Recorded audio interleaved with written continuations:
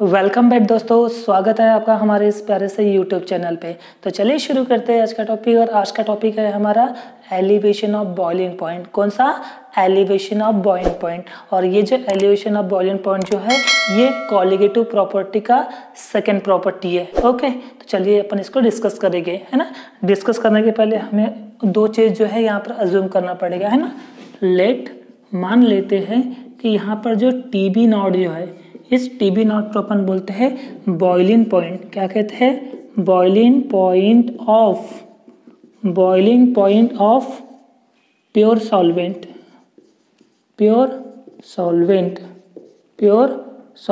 Okay, और एक terms लेना पड़ेगा आपको टीबी। टीबी का मतलब होता है बॉइलिंग पॉइंट ऑफ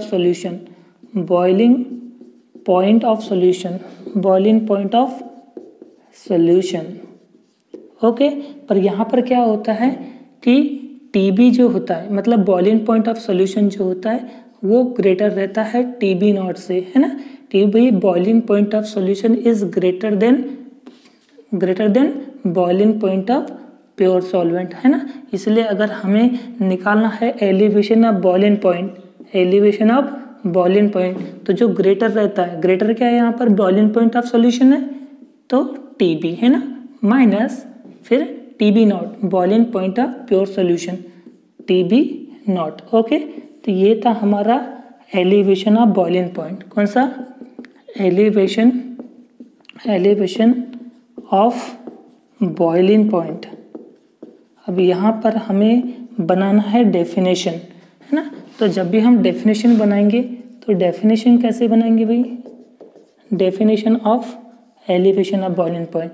तो हमें पता है क्या है? TB equals to TB minus TB naught. अब आपको पता है यहाँ पर TB क्या है ना। TB का मतलब क्या होता है? TB का मतलब होता है बॉइलिंग पॉइंट ऑफ सॉल्यूशन। तो हम ऐसा बोल सकते हैं कि elevation of boiling point is defined as, या फिर माइनस का मतलब क्या होता है? डिफरेंस होता है। द डिफरेंस बिटवीन किसका? डिफरेंस बिटवीन टीबी का मतलब क्या होता है? बॉइलिंग पॉइंट ऑफ सॉल्यूशन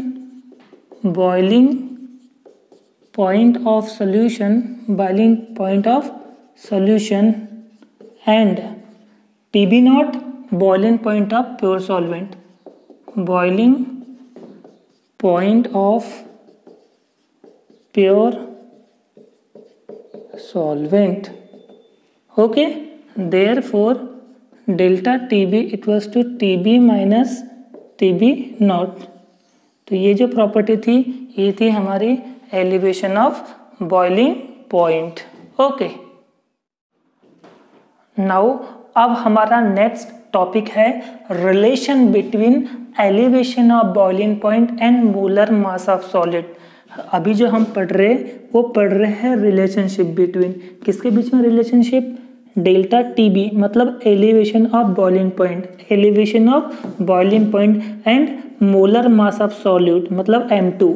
तो डेल्टा टीबी और M2 के बीच में क्या रिलेशनशिप है उसको हमें डिराइव करके देना है, या फिर expression for molecular weight of solid. Molecular weight of solid मतलब होता है M2। Molecular weight of solid मतलब M2 इन टर्म्स ऑफ, किसके टर्म्स में निकालना है आपको? In terms of elevation of boiling point. मतलब M2 का डेरिवेशन निकालना है डेल्टा टीबी के फॉर्म में, या फिर डेल्टा टीबी और M2 के बीच में क्या रिलेशनशिप होता है वो आपको डिराइव करके देना है। लेकिन इस डिराइवेशन करने के पहले या इस एक्सप्रेशन को करने के पहले आपको कुछ बेसिक टर्म जो है वो समझना पड़ेगा, क्योंकि यहाँ पर बेसिक टर्म्स अगर अच्छे से आप समझ लेते हो तो बड़े आसानी जाएगी डेरिवेशन को सॉल्व करने में। ओके, तो मैं बता देता हूँ यहाँ पर क्या होता है।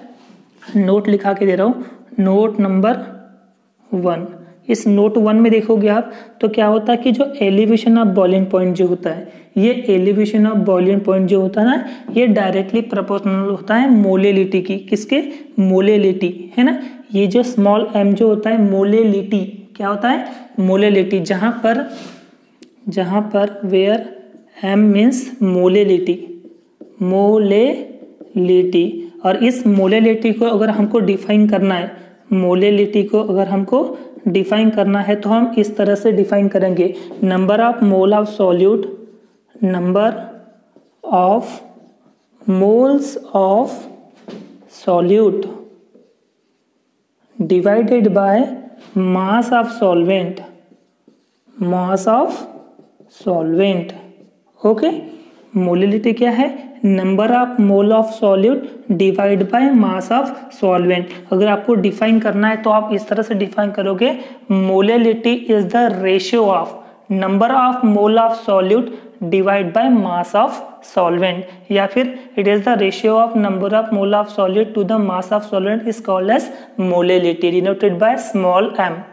ओके, अभी जो number of mole of solute, ये नोट नंबर 1 होगी। नोट नंबर 2 की अगर बात करें अपन, तो यहाँ पर जो आप देख रहे हो number of mole of solute जो होता है, number of mole of solute, आपको पता है n मतलब क्या होता है? n का मतलब होता है नंबर ऑफ मोल्स। क्या होता है? Number of moles. तो भाई अगर मैं इसको n1 लिखूंगा तो ये 1 क्या स्टैंड करता है? ये करता है सॉल्वेंट। तो ये हो गया number of mole of solvent. क्या हो गया? Number of mole of solvent. और n2 क्या हो जाएगा? Number of mole of solute. तो यहाँ पर सॉल्वेंट की बात कर रहा है कि सॉल्यूट की बात कर रहा है? सॉल्यूट की बात कर रहा है। दैट मीन्स ये number of mole of solute क्या हो जाएगा? n2। और n2 का फार्मूला होता है W2 डिवाइड बाय m2। क्यों? क्योंकि n का फार्मूला क्या होता है? नंबर ऑफ मोल क्या कहता है? W अपॉन m होता है ना। अरे वेट अपन मोलर मास नहीं होता क्या? W divide by m। तो अगर आप सॉल्वेंट के लिए बनाओगे तो W1 डिवाइड बाय m1 बनेगा, और अगर आप 2 के लिए बना रहे हो, मतलब सॉल्यूट के लिए बना रहे हो, तो W2 डिवाइड बाय m2। तो यहाँ पर number of mole of solute क्या यूज करोगे आप? n2 equals to W2 divide by m2। और बात आ गई मास ऑफ सॉल्वेंट की, तो मास ऑफ सॉल्वेंट क्या होता है? मास ऑफ सॉल्वेंट होता है W1, मतलब क्या होता है? m1 होता है ना। ये बात आपको अच्छे से याद रखना है। अच्छा, ये जो है ना आपको केजी में लेना है, किलोग्राम में लेना है हमेशा। और किलोग्राम मतलब कितना? 10 टू द पावर 3। अच्छे से याद रखना ना, 10 टू द पावर 3 ग्राम मतलब 1 kg मतलब 10 to the power 3। 10 to the power 3 मतलब 1000 ग्राम, 1000 ग्राम। ओके, ये बात आपको अच्छे से याद रखनी है ताकि ये सारी चीज़ें जो है आपको अच्छे से समझ में आ जाए। ओके, तो अब हम स्टार्ट करेंगे इसका एक्सप्रेशन मतलब डेरिवेशंस। ओके, मैं इसको रफ कर देता हूँ। सारी चीज़ें आपको समझना बहुत ज़रूरी है। जो भी मैंने नोट्स में लिखा के दिया हूँ ना, वो आपको बहुत ज़रूरी है, क्योंकि डेरिवेशन को बनाने के लिए सारी कॉन्सेप्ट जो है अच्छे से क्लियर हो जाए तो सब चीज़ें बड़े आसानी से समझ में आ जाती है। ओके, तो चलिए स्टार्ट करते हैं अपन, है ना। ओके, हमें पता है, वी नो दैट, जैसा कि हम लोग जानते, क्या जानते हैं कि जो elevation of boiling point is directly proportional to the molality. Elevation of boiling point is directly proportional to the molality of the solutions. Okay, molality of the solution, है ना। और आपको पता है कि जब भी ये डायरेक्टली प्रोपोर्शनल का साइन हटता है, जब भी ये डायरेक्टली प्रोपोर्शनल का साइन हटता है तो कोई ना कोई एक कांस्टेंट आता ही आता है ना। और कांस्टेंट यहाँ पर आ गया KB। क्या आ गया? KB। तो आपको इसका मतलब बताना पड़ेगा कि KB का मतलब क्या होता है। तो KB एक प्रोपोर्शनलिटी कांस्टेंट है। क्या होता है? Proportionality constant. मैं यहाँ पर लिख लेता हूँ, where KB is a proportionality constant, और उसका नाम है मोलल एलिवेशन कांस्टेंट। क्या है? Molal elevation constant, molal elevation constant, या फिर बॉइलिंग पॉइंट एलिवेशन कांस्टेंट। क्या कहते हैं? बॉइलिंग पॉइंट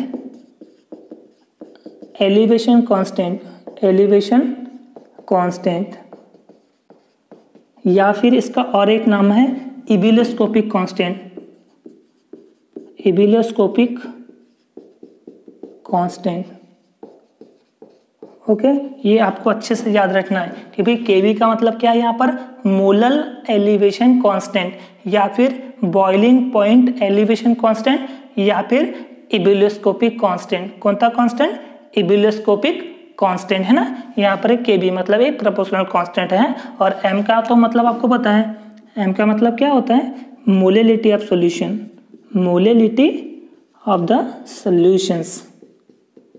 ओके, तो इक्वेशन नंबर आपने 1 दे दी है ना।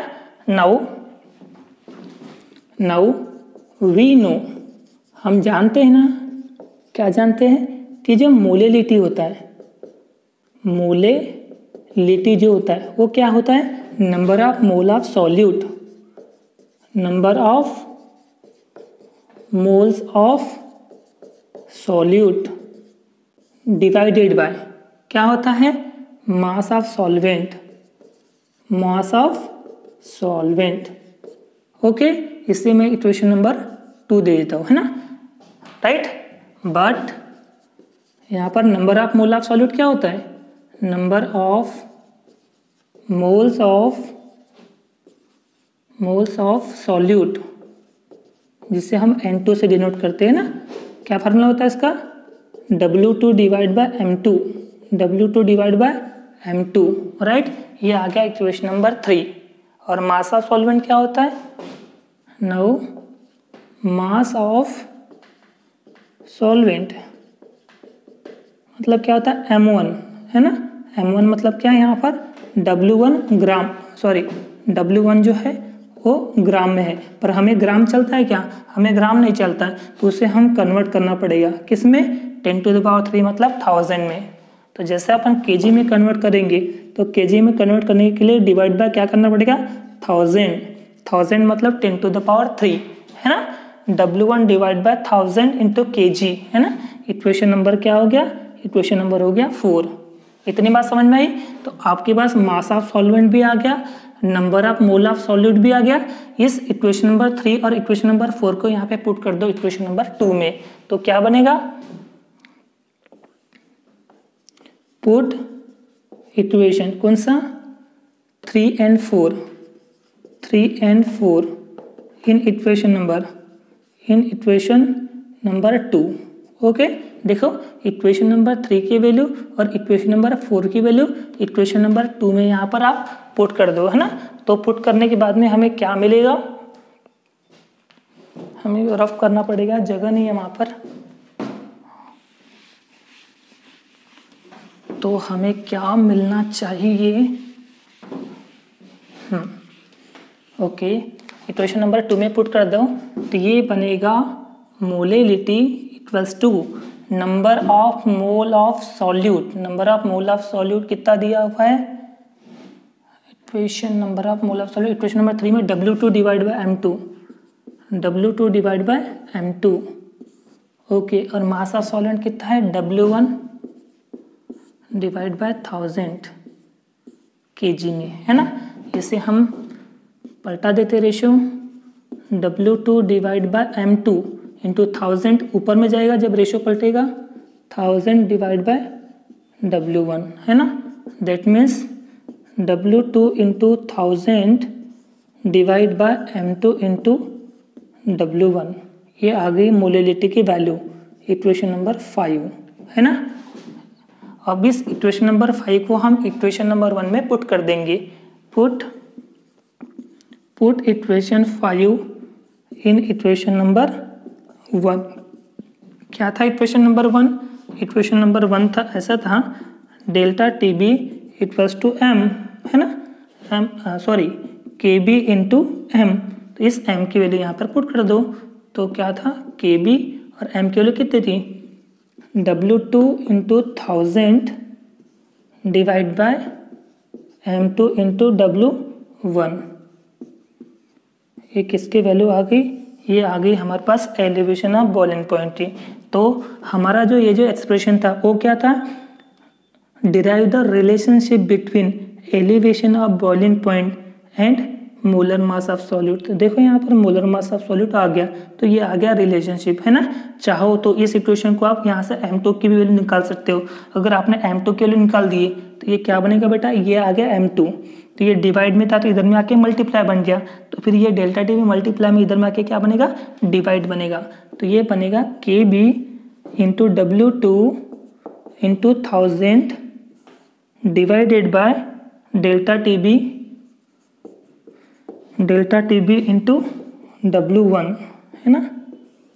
ये आ गया मोलर मास ऑफ सॉल्यूट, है ना। Derive the expression for molar mass of solute in terms of elevation of boiling point. Okay, तो ये था पूरा एक्सप्रेशन जो आपको अच्छे से लर्न करना है। ओके, नेक्स्ट टॉपिक है हमारा boiling point elevation as a consequence of vapour pressure lowering. मतलब वेपर प्रेशर लोअरिंग मतलब एलवीपी जो होता है, लोअरिंग ऑफ वेपर प्रेशर जो है, ये इसी का ही रिजल्ट है बॉइलिंग पॉइंट एलिवेशन। ओके, ये हमारा भी टॉपिक है ना। अब जैसे ही बॉइलिंग पॉइंट ऑफ एलिवेशन के बीच में अगर अपन डेफिनेशन जो पढ़े थे, वो डेफिनेशन क्या थी, उसमें था कि जो बॉइलिंग पॉइंट ऑफ सॉल्यूशन जो था ये ग्रेटर था, है ना, किससे, boiling point of pure solvent से। इसलिए तो था कि delta TB equals to TB minus TB naught. तो ये ऐसा क्यों है कि भाई यहाँ पर जो बॉइलिंग पॉइंट ऑफ सॉल्यूशन जो है ये ग्रेटर है boiling point of pure solvent से। तो इसका रीजन जो है आपने को यहाँ पर देखने मिलेगा, है ना। तो इसको समझते हैं ना। अब इसको जो अपन समझेंगे ग्राफ की मदद से समझेंगे। देखो आपको स्क्रीन पर दिखाई दे रहा होगा ना ग्राफ। ओके, तो सबसे पहला पॉइंट देखते हैं अपन। पहला पॉइंट दिया हुआ है, to understand the elevation of boiling point let us compare the vapour pressure of solutions and vapour pressure of solvent. देखो क्या है कि हमें अगर एलिवेशन ऑफ बॉइलिंग पॉइंट को अंडरस्टैंड करना है, एलिवेशन ऑफ बॉइलिंग पॉइंट को अगर हमें अच्छे तरीके से समझना है तो हमें दो चीज़ के बीच में कंपैरिजन करना पड़ेगा। दो चीज़ कौन सी है, उसका वेपर प्रेशर ऑफ सॉल्यूशन और vapour pressure of pure solvent. इन दोनों के बीच में पहले कंपैरिजन करेंगे, तभी जाके हम एलिवेशन ऑफ बॉइलिंग पॉइंट को बड़े अच्छे से अंडरस्टैंड कर पाएंगे। ओके, क्या बोले, एलिवेशन ऑफ बॉइलिंग पॉइंट को आपको अच्छे से अगर समझना है तो दो चीज, कितनी, दो चीज के बीच में कंपैरिजन करना पड़ेगा। वो दो चीज कौन सी है, वो है vapour pressure of solution and vapour pressure of solvent. Okay, I think पहला पॉइंट क्लियर है। ओके, सेकंड पॉइंट है कि जो वेपर प्रेशर ऑफ सॉल्यूशन है और जो वेपर प्रेशर ऑफ सॉल्वेंट है, इसको हमको प्लॉट करना है। क्या बोले अपन अभी, वेपर प्रेशर ऑफ सॉल्यूशन और वेपर प्रेशर ऑफ सॉल्वेंट जो है इसको प्लॉट करना है, ग्राफ में प्लॉट करना है। किसके फंक्शन में, as a function of temperature. क्या बोले भाई कि जो वेपर प्रेशर ऑफ सॉल्यूशन और वेपर प्रेशर ऑफ सॉल्वेंट जो है इसको हमको ग्राफ में प्लॉट करना है। किसके फंक्शन में प्लॉट करना है, टेम्परेचर के फंक्शन में हमको इसको प्लॉट करना है। देखिए आपको फिगर में दिखाई दे रहा है as a function of temperature, है ना। इधर में आप देखोगे तो आपको मिलेगा कौन सा, वेपर प्रेशर, और ऐसे में अगर आप देखोगे तो आपको मिलेगा टेम्परेचर। तो यहाँ पर वेपर प्रेशर ऑफ सॉल्यूशन और वेपर प्रेशर ऑफ सॉल्वेंट को किसके फंक्शन में हमें शो किए, function of the temperature. Okay, second point पे क्लियर है। नेक्स्ट हमारा third, at any temperature vapour pressure of solution is lower than vapour pressure of solvent. चाहे कोई भी टेम्परेचर हो, कितनी भी टेम्परेचर हो, ये जो वेपर प्रेशर ऑफ सॉल्यूशन जो होता है, वेपर प्रेशर ऑफ सॉल्यूशन जो होता है ये हमेशा लोअर होता है। किससे, वेपर प्रेशर ऑफ सॉल्वेंट से। भाई ऐसा कोई भी at any temperature as we know that at any temperature the vapor pressure of solution is lower than vapor pressure of solvent, है ना, of pure solvent। ये आपको भूलना नहीं है कि भाई कोई भी टेम्परेचर हो, और ये एमसीक्यूज के भी हिसाब से बहुत ज़्यादा इंपॉर्टेंट पड़ता है ना, कि एट एनी टेम्परेचर, कोई भी टेम्परेचर पे जो वेपर प्रेशर ऑफ सॉल्यूशन जो है ये लोअर होता है। किससे लोअर होता है, vapour pressure of pure solvent.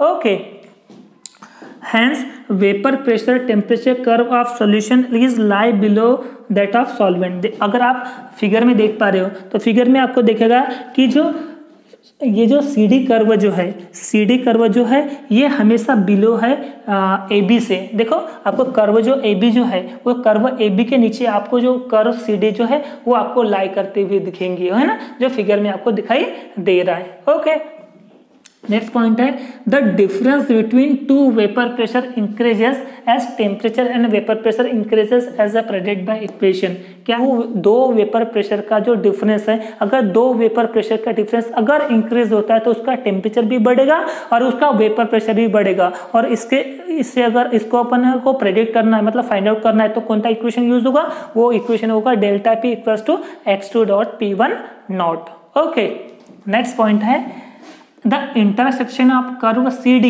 with line corresponding to 760 mm is the boiling point of solution। देखो आपको ग्राफ में दिखाई दे रहा होगा, है ना, कि जो लाइन CD है, जो कर्व CD जो आपको दिखाई दे रहा है ना, वो कर्व CD को अगर आप देखोगे तो हमेशा वो जो लाइन है ना, देखो वहां पर बॉइलिंग पॉइंट ऑफ सॉल्यूशन पे है, है ना, और बॉइलिंग पॉइंट सॉल्यूशन में कितना है 760 mm, 760 mm है ना, जो फिगर में आपको दिखाई दे रहा है। ओके, और similar intersection of the curve A B is the boiling point of, और जो कर्व ए बी है उस कर्व ए बी का जो इंटरसेक्शन है वो क्या है, boiling point of pure solvent, जो फिगर में आपको दिखाई दे रहा है। ओके, क्या बोले अपने, जो कर्व सी डी जो है ना, उसका boiling point of solution intersection है ना, और जो कर्व ए बी जो है वो उसका इंटरसेक्शन कौन सा है, boiling point of pure solvent. Okay, है ना, इसका मतलब यह है it is clear from the figure. अगर आप अच्छे से फिगर को देखोगे है ना, तो वहां पर दिखेगा कि टीबी जो है